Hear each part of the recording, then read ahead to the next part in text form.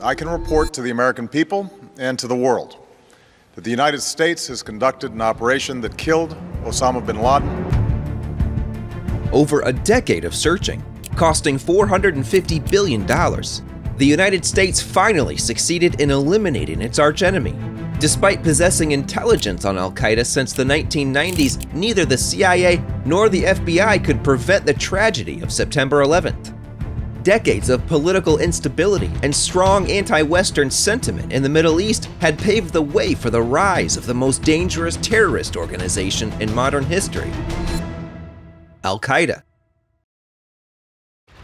11 a.m., November 11th, 1918.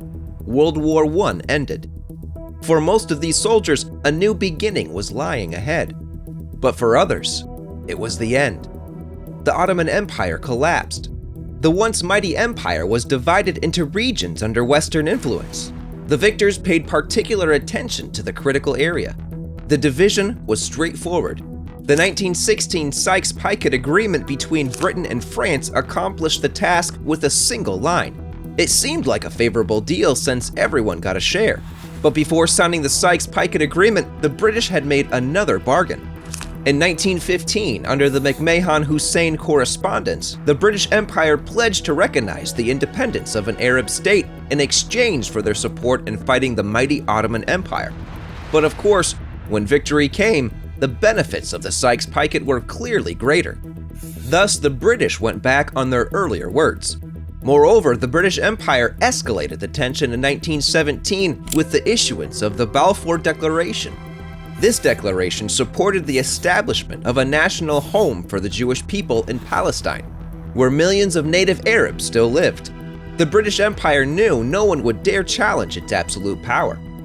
However, their betrayals to the Arabs sowed a belief in the arid lands of the Middle East.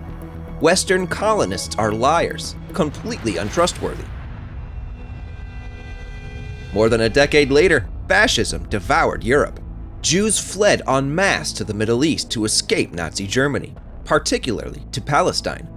Data from the Jewish Agency recorded 452,306 Jews migrated to the Middle East between 1919 and 1948.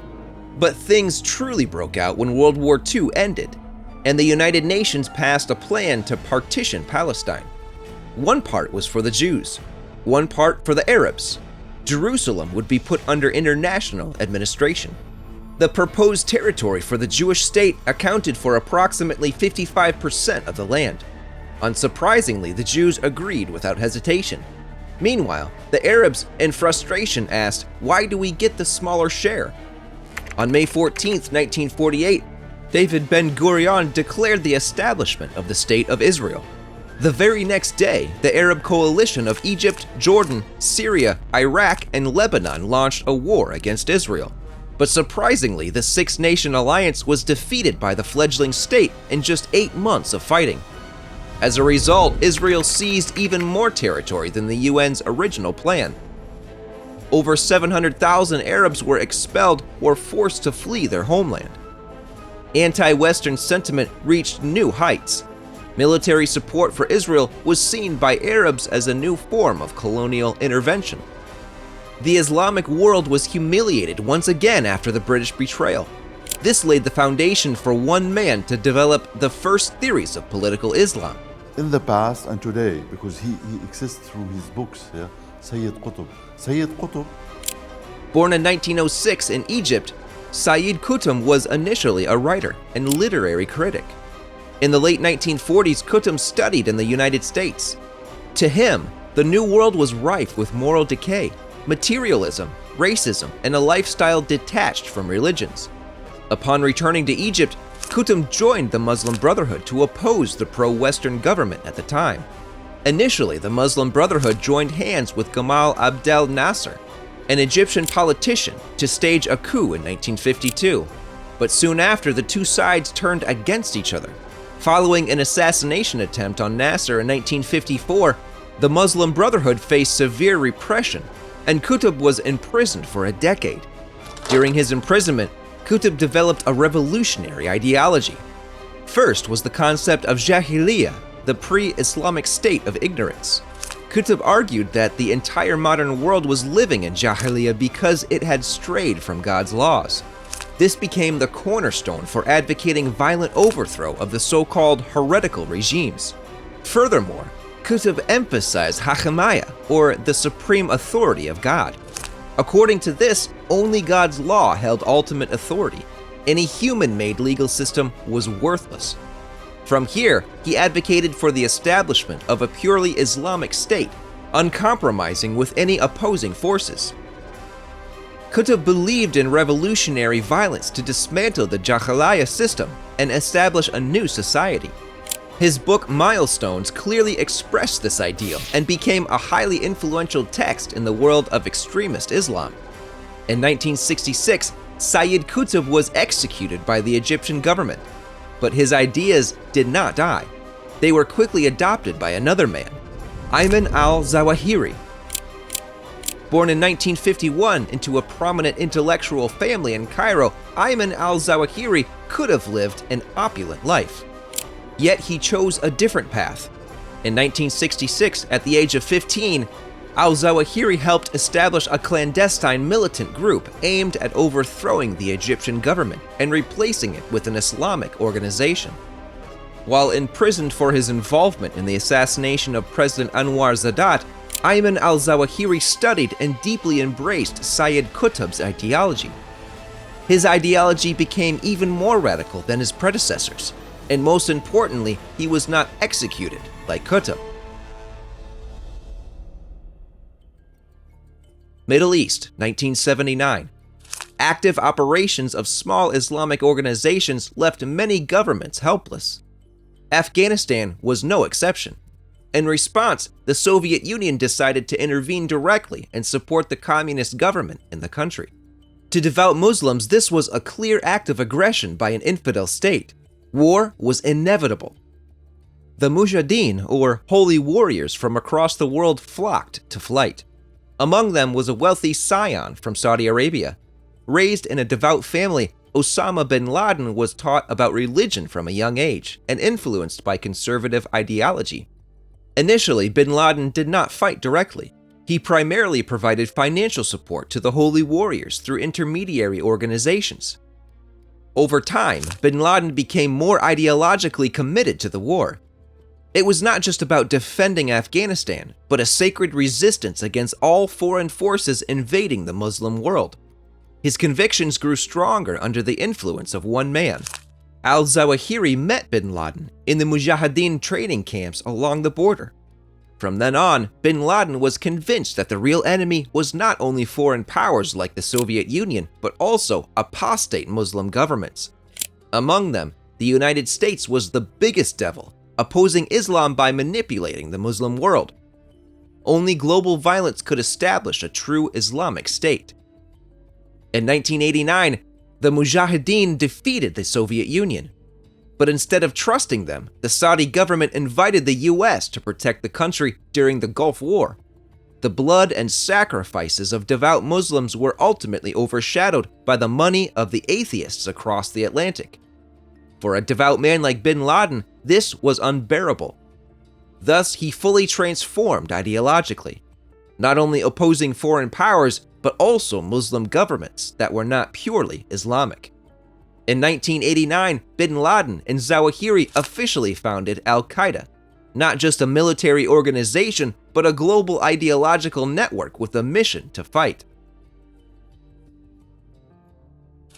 Opposition to the US military presence in the Arabian Peninsula led to bin Laden's expulsion from Saudi Arabia. He and Al-Qaeda relocated to Sudan to continue their operations. Sudan was then under the control of Hassan al-Turabi, a hardline Islamic leader. For bin Laden, arriving in Sudan was like a fish in water. Their ideologies aligned, sharing a common goal. Under al-Turabi's protection, Sudan became a sanctuary for extremist Islamic organizations. Al-Qaeda used this period to train forces and establish alliances with other jihadist groups in the region. In the Eritrean Islamic Jihad movement, Al-Qaeda provided logistical and financial support to fighters opposing the Ethiopian government. Bin Laden also sent military advisors and trainers to support AI, an Islamic organization fighting Ethiopian forces in Somalia. Al-Qaeda is also believed to have been indirectly involved in the 1993 Black Hawk Down incident in Mogadishu, where US soldiers were ambushed. Along these activities, Al-Qaeda carried out its first attack. On December 29, 1992, 2 bombs exploded in Aden, Yemen. The targets were the Movenpick Hotel and the parking lot of the Goldmore Hotel. The bombings aimed to eliminate US soldiers on their way to Somalia. In 1994, Saudi Arabia revoked bin Laden of his citizenship for irresponsible behaviors that contradicts the interests of Saudi Arabia and harms brother nations. However, this no longer mattered. In just a few years, Al-Qaeda had grown from a group of Afghan fighters into an international terrorist network, ready to pursue larger goals. In 1996, bin Laden personally planned an assassination attempt on US President Bill Clinton during his visit to the Philippines. However, intelligence agents intercepted a message before the delegation departed and alerted the US Secret Service. They later discovered a bomb planted under a bridge. From late 1995 to early 1996, under international pressure, particularly from the United States, the Sudanese government forced Osama bin Laden to leave the country. Bin Laden moved to Afghanistan with his family and over 200 loyal subordinates. At the time, Afghanistan was in chaos following a civil war between factions.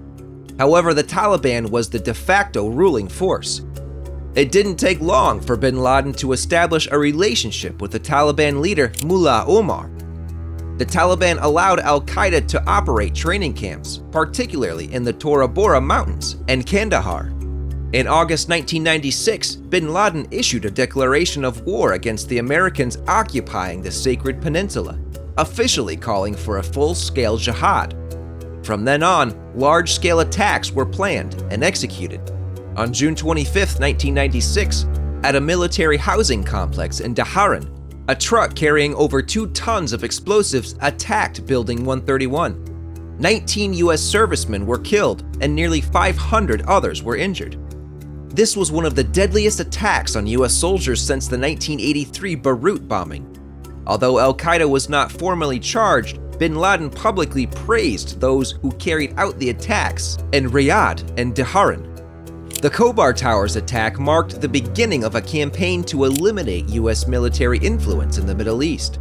In the following period, Al-Qaeda rapidly expanded its network, developed its ideology, and tested large-scale attack strategies. The attacks became increasingly sophisticated in organization and logistics. A prime example is the 1998 bombings of the US embassies in Kenya and Tanzania. These attacks killed over 200 people and injured thousands. This was the first time Al-Qaeda targeted US diplomatic facilities. 2 years later, the organization attacked the USS Cole destroyer, killing 17 US Navy soldiers. Attacking a heavily defended military target demonstrated Al-Qaeda's flexible guerrilla tactics. But all these attacks were merely stepping stones for a plan that would shake the world.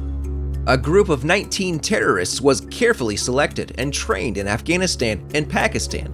They then moved to Germany, Spain, and finally, the United States. Some of the attackers lived discreetly in the US and enrolled in flight schools. On September 11, 2001, Al-Qaeda carried out the largest terrorist attack in modern history. 4 commercial planes were hijacked. 2 crashed into the Twin Towers of the World Trade Center in New York. 1 hit the Pentagon. 1 crashed in Pennsylvania after passengers fought back. The 9/11 attacks brought Al-Qaeda's name to global attention, prompting the US and the international community to launch a comprehensive war on terror. The attack was also nearly the last time we saw Al-Qaeda's fearsome power. Just weeks later, the US launched Operation Enduring Freedom to overthrow the Taliban regime.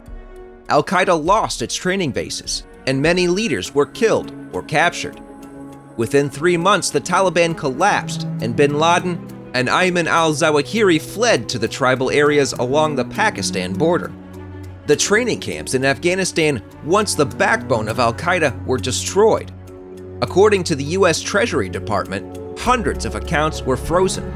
Dozens of countries joined in sharing financial intelligence on Al-Qaeda. The organization's leadership gradually lost its ability to coordinate financial resources for its branches in Yemen, North Africa, and Somalia.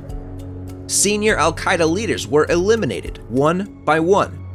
In 2011, Osama bin Laden was killed in Pakistan by US Navy SEALs, marking the comprehensive decline of the organization.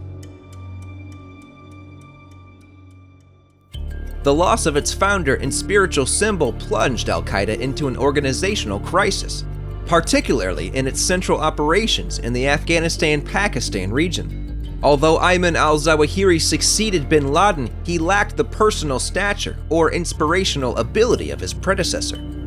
His leadership was largely symbolic, ineffective in maintaining unity within the organization.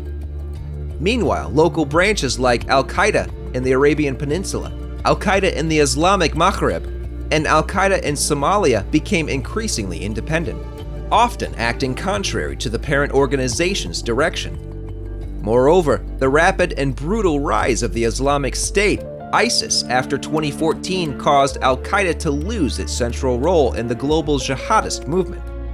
Many fighters, especially younger extremists, shifted allegiance to ISIS due to its powerful media presence and initial success in establishing an Islamic caliphate in Syria and Iraq. From a global terrorist organization capable of shaking the world, Al-Qaeda, after bin Laden's death, has faded and retreated into localized operations. However, it remains a vivid testament to those willing to die for absolute religious beliefs, even if those beliefs may harm millions of innocent lives.